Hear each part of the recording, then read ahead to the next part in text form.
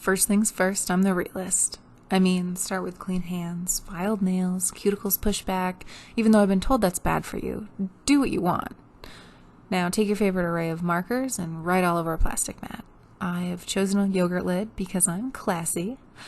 These are Sharpie, but I snuck a scratch and sniff one in. Remember burning your nose hairs off with that black licorice one in primary school?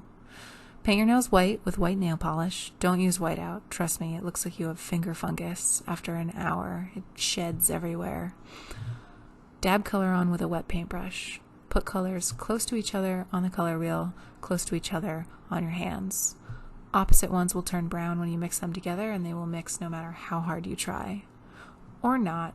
Maybe you have incredible hand dexterity, but I'm a little lacking in that department. Yeah, see, I've overlapped the blue on the pink, so now I'm trying to fix it. It looks okay. I think it's working.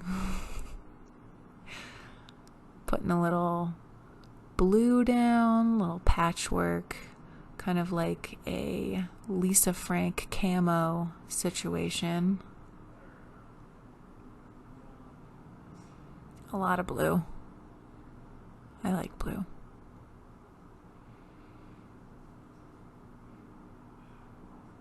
Now I am cleaning up my mess with a Q-tip. I think I would leave a little more yellow in if I were to do it again. Yay, beautiful! Alright, now you need a clear coat to seal this in, otherwise it'll rub off immediately. I used a clear glitter, so it'll be beautiful. And I guess you can listen to me hum now.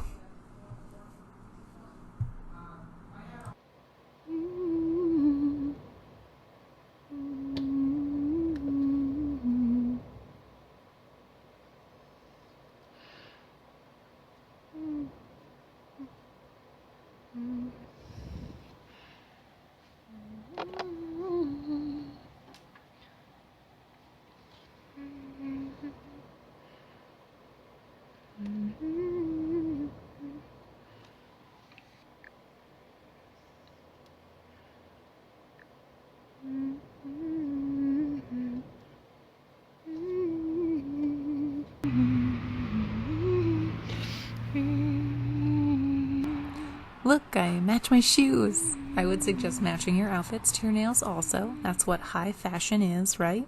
Matching. And glitter. Fashion is glitter.